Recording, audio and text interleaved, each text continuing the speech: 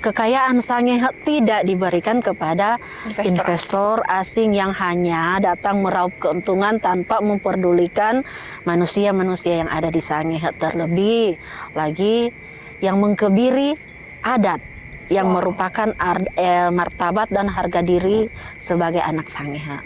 Sedangkan kalau di bagian selatan itu semua berpusat mata air itu bersumber daripada Sandarumang. Berarti kita sudah bisa membayangkan apa yang terjadi ketika Sandarumang itu dirusak. Berarti tamatlah semua kehidupan masyarakat yang ada di sekitar Sandarumang tersebut. Sandarumang itu adalah pusat mata air. Wah. Pusat mata air yang mengalir ke Kecamatan Tamako, Tabukan Selatan, Tabukan Tengah, Manganitu Selatan. Semua kecamatan-kecamatan yang ada di bagian selatan, kecuali yang di utara pusatnya dari Gunung Awu. Sedangkan kalau di bagian selatan itu semua berpusat mata air itu bersumber daripada Sandarumang. Berarti kita sudah bisa membayangkan apa yang terjadi ketika Sandarumang itu dirusak. Berarti tamatlah semua kehidupan masyarakat yang ada di sekitar Sandarumang tersebut.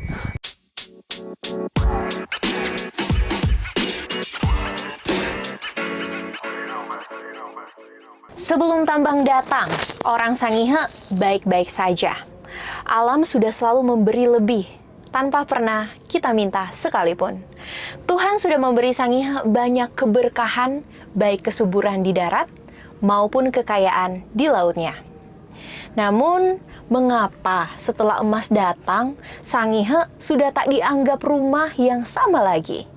Pertanyaan besar buat orang. Selain itu, budaya orang Sangir di Sangihe dari zaman nenek moyang kita dahulu sudah sangat dekat dan menjaga alam. Alam adalah rumah untuk berteduh, tempat mencari makan, tempat mencari obat, dan tempat kita hidup hingga kelak bersemayam nanti. Sekarang, PT TMS, perusahaan dari Kanada, ngotot menambang emas di Sangihe. Sebagian penduduk juga ada yang tergiur rayuan palsu investasi tambang. Industri ekstraktif seperti ini membuat orang gak bersyukur. Seolah cuan, cuan, dan cuan. Ya jelas untung terus, karena masyarakatnya yang rugi toh, gak pernah dihitung. Pada podcast episode sebelumnya, kita telah menghadirkan aktivis lingkungan dari Greenpeace dan Pak Pendeta. Keduanya memberikan dua perspektif berbeda. Satu dari sudut pandang ekologis, satu lagi dari sudut pandang rohani. Namun, keduanya kompak di jalur yang sama, yaitu menolak perusakan alam. Nah, di obrolan kali ini, aku juga akan kedatangan dua narasumber dengan latar belakang berbeda. Yang keduanya tentu sangat mengerti tentang Sangihe. Kali ini aku kedatangan budayawan dan aktivis. Ya, gimana kabarnya Kak Koko? Kabar Madun Semah, Bu. Sehat? Luar biasa. Luar biasa. Dan ada juga Ibu Venesia. Iya. Ya, Ibu Venesia Andemora. Gimana kabarnya, Bu? Mas sehat. Sehat ya. Puji Tuhan. Sehat, Marun Semah. Oke, jadi kali ini kita akan ngobrol-ngobrol ya tentang masalah lingkungan, yaitu juga tentang masalah tambang ya, Kak Koko dan Ibu Venesia.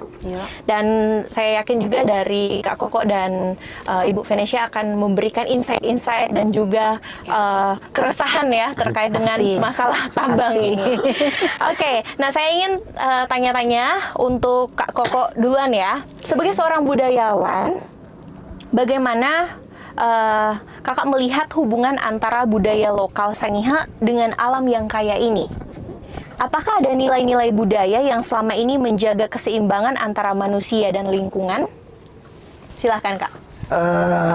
Kalau ditanyakan dengan pertanyaan seperti itu, kepada siapapun sebenarnya kita akan mampu menjawab dengan kearifan lokalnya orang Sangihe.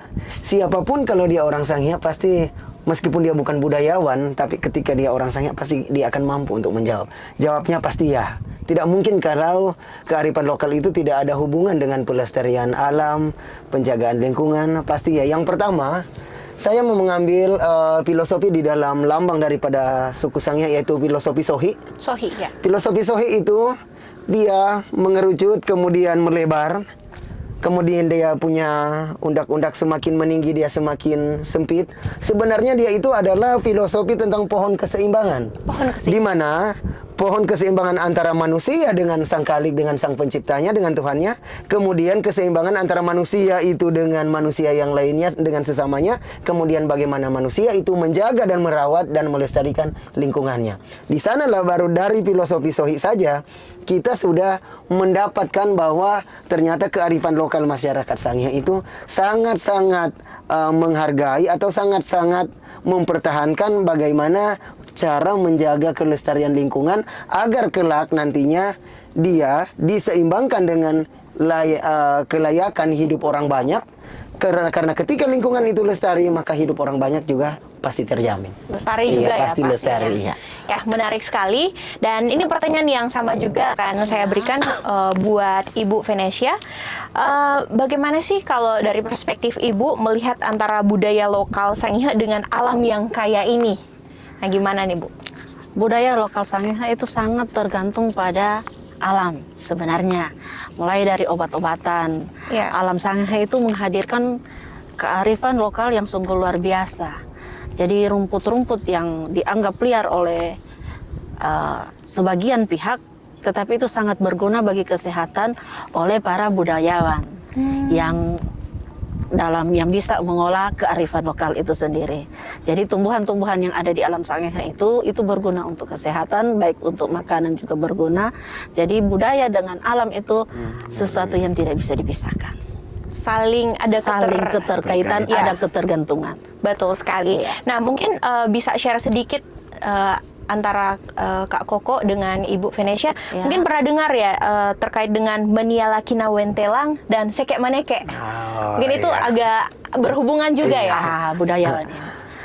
Ya, kalau untuk Meniala Kinawentelang itu sebenarnya adalah prosesi bagaimana kita memberi tanda atau simbol ketika ada kehidupan yang baru, ada kelahiran.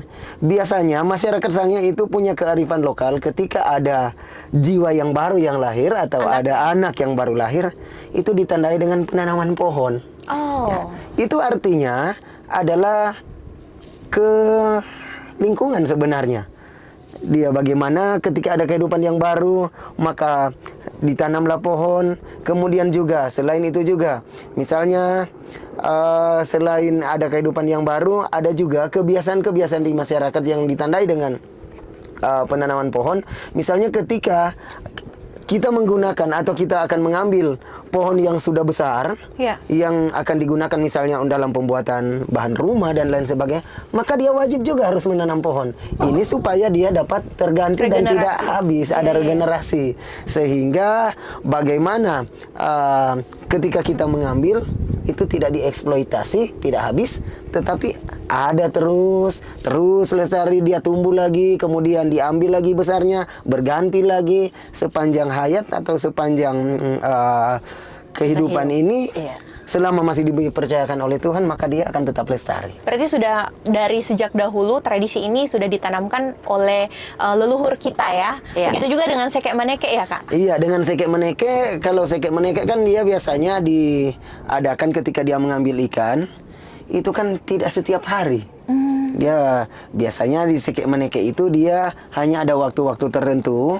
Oleh karena itu dia tidak diambil habis-habisan. Ada yang dibiarkan dia untuk hidup, karena ketika dia diambil habis-habisan berarti selesai itu kehidupan kita. Tidak ada tersisa, berarti ikannya habis, kehidupan manusia juga tamat sampai di situ. Berarti diambil secara bertanggung jawab ya. Jadi di Sangihe memang sudah dari memang sudah sejak zaman leluhur sudah seperti itu. Sudah diturunkan tradisi untuk ada menjaga kesinambungan sebuah kehidupan. Kalau di bagian selatan itu ketika seorang anak lahir biasanya pohon kelapa ditanam. Dengan bahasa leluhur itu ini inang bango isuang tatiala ikau navante le sudunia gunang po baviahu. Ini adalah pohon kelapa yang ditanam ketika engkau lahir ke dunia untuk kehidupanmu selama engkau hidup di dunia. Jadi sejak lahir seorang anak Sangihe itu sudah didasari dengan filsafat. Artinya ada pesan untuk terus ada di dunia itu menjaga yang sudah teranugerah. Alam lingkungan itu harus dijaga karena Luar itu biasa. berguna untuk kehidupan anak yang lahir tersebut. Baik. Peradaban Sangihe sendiri lahir dari alam dan jauh dari industri ekstraktif. Sejak zaman nenek moyang dulu, orang-orang Sangihe sangat diajarkan menjaga pulau dan lautnya. Pulau tempat mereka berteduh dan laut tempat mereka mengisi perut dengan protein yang super kaya. Bahkan ada tradisi Meniala Kinawantelang dan Seke Maneke yang sudah dijelaskan Bang Koko.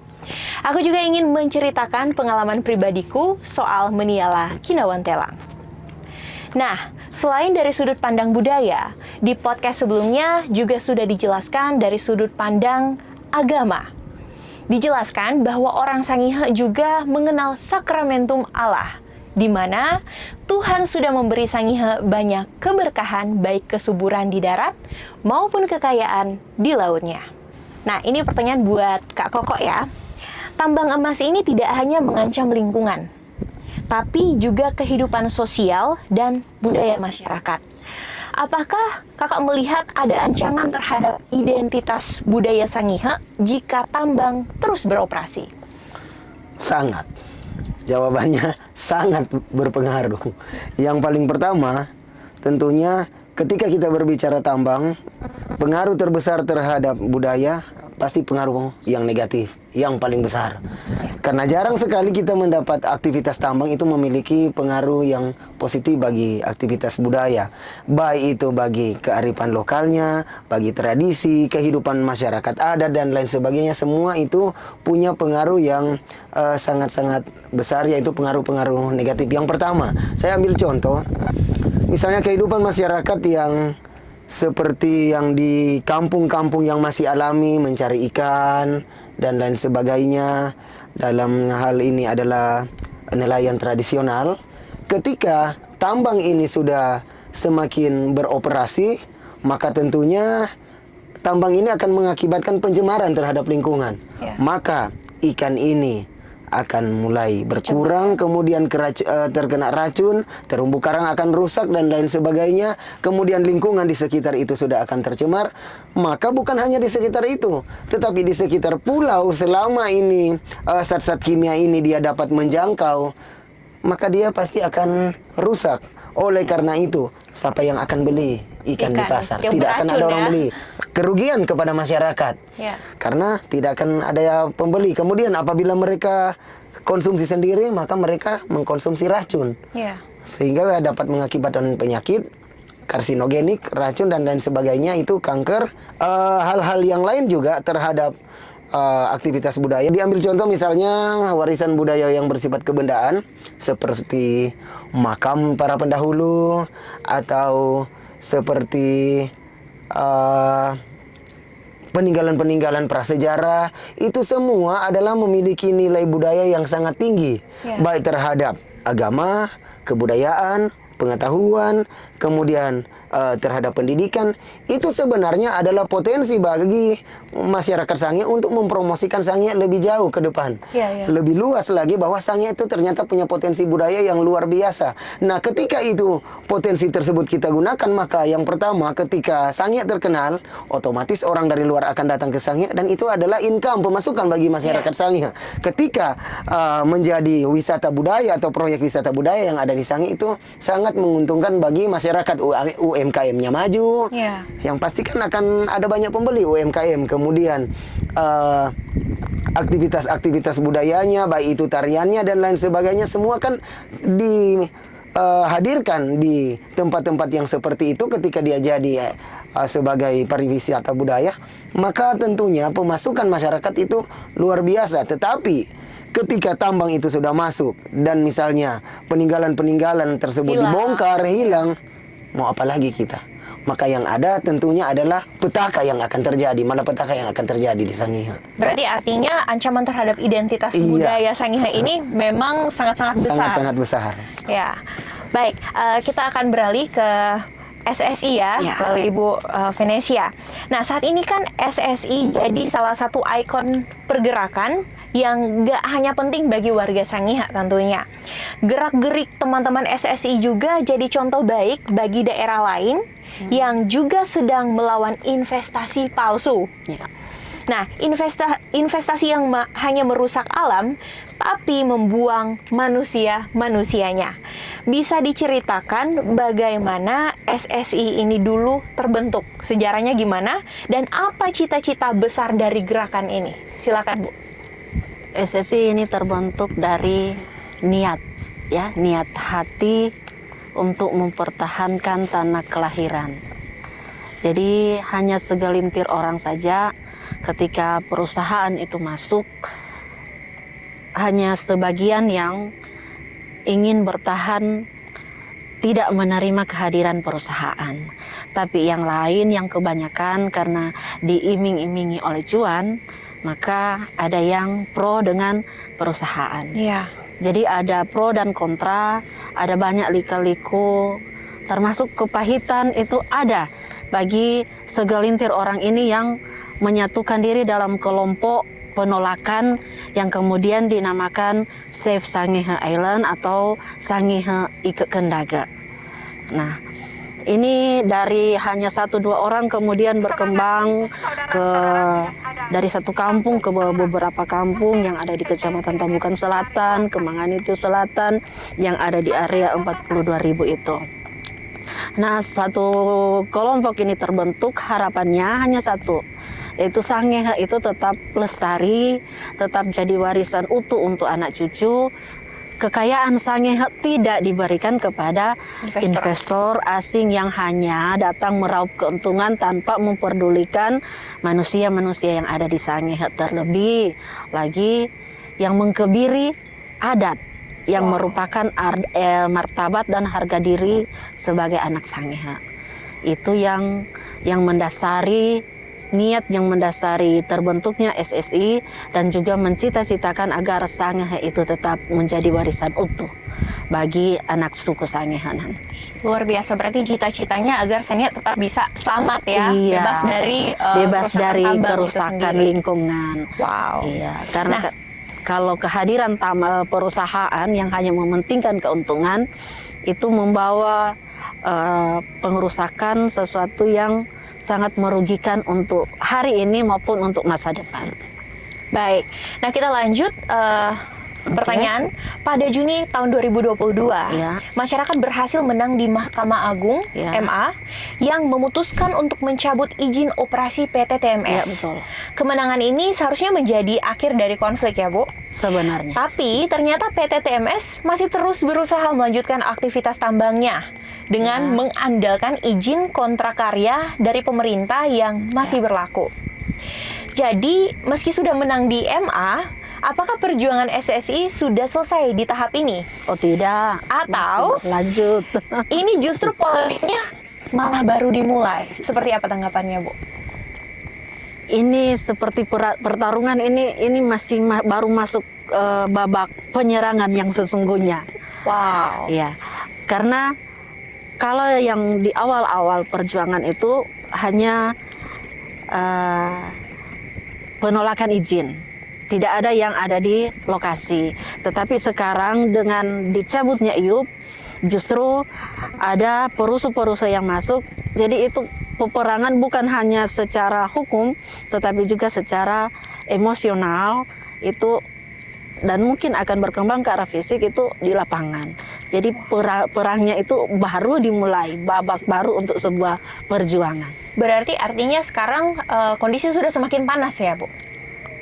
Iya, karena dengan dicabutnya IUP seharusnya kan reda. Ya. Tetapi itu menghadirkan polemik baru, membawa antek-antek TMS untuk datang ke lokasi, dan itu memberi ruang akan terjadinya Konflik ya? konflik. Oh. Iya.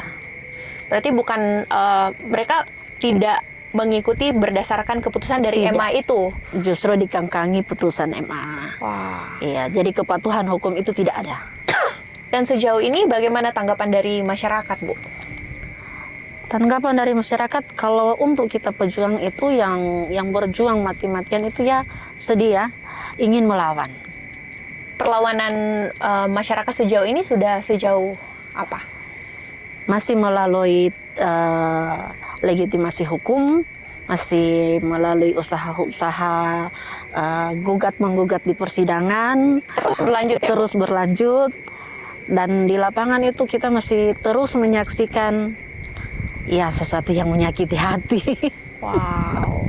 Tapi sejauh ini apakah ada misalkan konflik yang besar antara masyarakat dan Kalau konflik kontak itu belum ya, Belum tetapi Semoga konflik jangan ya. emosi itu terus ada karena perlakuan antara masyarakat yang pro itu sangat mengintimidasi masyarakat yang kontra. Wow. Iya. Baik, kita beralih ke Kak Koko. Ini pertanyaan yang menarik ya, karena kita tahu bersama bahwa Sangihe itu adalah daerah yang kaya, punya sejarah yang kaya juga tentunya, dengan kerajaan-kerajaan besar pada masa-masa silam lampau, ya. Sangihe juga punya biodiversitas yang kaya. Ada banyak burung dan satwa endemik yang hanya ada di Sangihe, namun tidak ada di daerah lain. Apakah tambang emas ini menurut Kak Koko bisa menghapus jejak sejarah yang penting bagi identitas Sangihe? Ini pertanyaan yang menarik sebenarnya. Kalau dipertanyakan seperti itu, sudah pasti kalau di area 42.000 ini, di sana saya ambil contoh ada Sahendarumang. Iya. Sahendarumang itu adalah tempatnya satwa endemik, yaitu ada burung niu, seriwang, yang hanya ada di Sangihe. Dan itu jumlahnya kan sangat-sangat terbatas. Nah, ketika misalnya tambang emas ini merusak ekosistem yang ada di sana, lingkungan yang ada di sana, otomatis satwanya juga hilang, kemudian juga kehidupan di sana juga hilang. Selain itu juga, Sahendarumang itu adalah pusat mata air. Wah. Pusat mata air yang mengalir ke Kecamatan Tamako, Tabukan Selatan, Tabukan Tengah, Manganitu Selatan. Semua kecamatan-kecamatan yang ada di bagian selatan, kecuali yang di utara pusatnya dari Gunung Awu. Sedangkan kalau di bagian selatan itu semua berpusat mata air itu bersumber daripada Sahendarumang. Berarti kita sudah bisa membayangkan apa yang terjadi ketika Sahendarumang itu dirusak.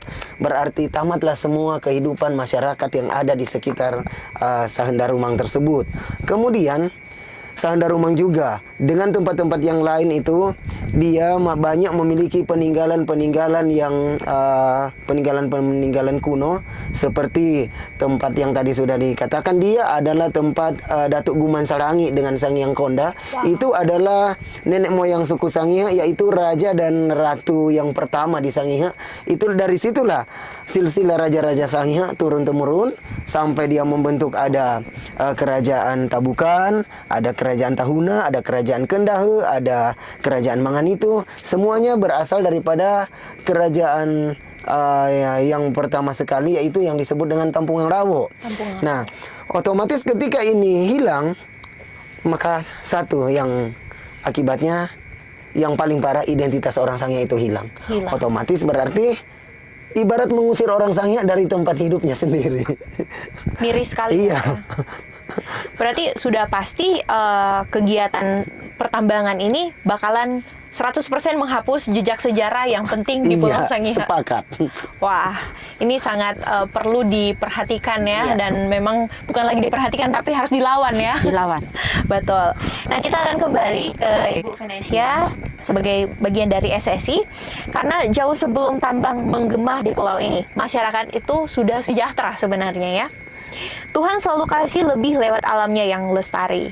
Tuhan selalu kasih lebih meskipun kadang kita nggak perlu minta, udah dikasih. Perjuangan SSI masih panjang, terlebih dalam regenerasi. Nah, bagaimana nih upaya teman-teman SSI mendekatkan isu tambang ini ke anak muda sebagai generasi penerus Pulau Sangihe ini? Belum lama diadakan pertemuan untuk mendeklarasikan bersama dengan anak-anak muda perlawanan terhadap pengerusakan lingkungan oleh perusahaan.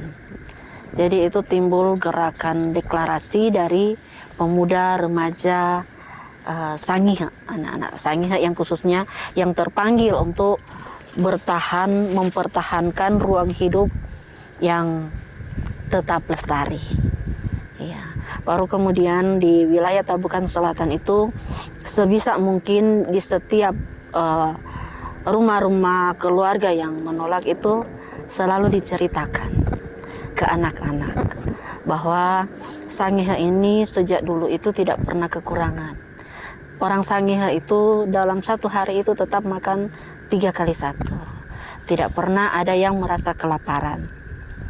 Jadi dititipkan bagi anak-anak kita di dalam rumah tangga masing-masing itu pesan untuk selalu merasa bersyukur bahwa terlahir di Pulau Sangihe.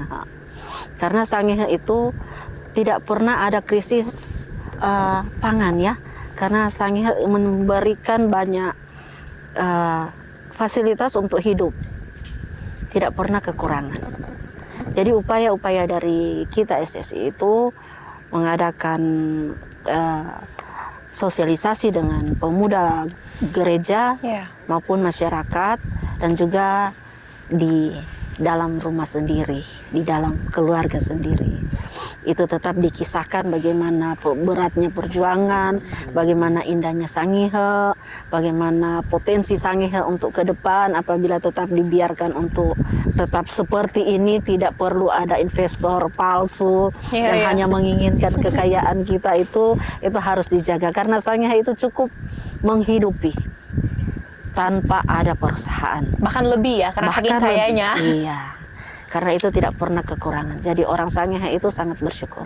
Baik, bukan ini sudah ada upaya-upaya sebelumnya, misalkan pendekatan ke anak muda, menceritakan tentang hal-hal tersebut. Nah, bagaimana nih tanggapan anak muda terkait dengan perjuangan ini? Namanya anak muda tetap ada intelijensi itu tinggi ya. Jadi ada harapan-harapan ke depan itu mereka lebih bisa dari kita yang sudah mendekati setengah abad ini lebih bisa menggambarkan ke depan apabila SDM itu cukup ya lebih terbuka lagi, lebih terpenuhi lagi kebutuhan SDM itu, maka mereka dapat membayangkan bahwa Sangihe itu adalah Eden ya, sepenggal Eden yang jatuh ke bumi. Jadi bisa dibayangkan itu bagaimana hidup di Eden. Berarti mereka tanggapannya bagus ya. Iya. Mereka juga jadi bagian dari perjuangan untuk lebih mempertahankan Sangihe. Baik, keren sekali ya. Oke, kita sudah ngobrol-ngobrol sebelumnya tentang tambang ya, dan mungkin ada closing statement dari Kak Koko, silahkan. Iya, untuk warga Sangihe bahkan seluruh masyarakat yang ada, baik yang ada di luar Sangihe, kalau kita masih ingin melihat Sangihe ini ada turun-temurun, maka satu kata yang saya harus katakan, jadilah jati diri kita sebagai orang Sangihe. Jangan pernah kita dipengaruhi oleh pengaruh asing, tetapi berdiri di kaki sendiri itu lebih baik daripada kita hidup di ketiak orang lain. Ya. Wah, keren-keren. Baik, silahkan Bu. Dari saya SSI, harapan untuk semua warga Sangihe itu lebih menyadari, lebih bersyukur bahwa Sangihe itu sesuatu yang patut disyukuri, dan untuk kehadiran investor itu harus dilawan. Lawan. Tidak ada kata yang lebih indah selain kata lawan untuk saat ini bagi kita orang Sangihe, agar tetap lestari, tetap utuh. Kekayaan kita orang Sangihe hanya untuk kita orang Sangihe. Kami menadia seke buntuang seke untuk seke metenda uanua. Isu-isu lingkungan pasti akan sangat kompleks dibicarakan karena mau nggak mau harus berkaitan juga dengan politik, motif ekonomi, budaya, hukum, dan birokrasi, bahkan agama. Nah, apa yang terjadi di Sangihe ini jangan sampai terjadi juga di daerah lain. Namun, seperti yang kita tahu, sepertinya industri ekstraktif ugal-ugalan seperti ini akan jadi tren ke depannya. Terlebih keterlibatan pemerintah sebagai pembuat regulasi justru melupakan rakyatnya dan malah berpihak ke para perusak lingkungan. Hanya ada satu pilihan yang paling bijak saat ini. Lawan. Karena melawan demi kebaikan adalah jalan anak Tuhan. Baik, terima kasih banyak atas waktunya Kak Koko Sama-sama. dan Terima Ibu kasih. Venesia. Semoga sukses dalam perjuangan kita Amin. bersama, terus melestarikan Sangihe melalui budaya dan juga perjuangan SSI terus berlanjut. Amin. Thank you.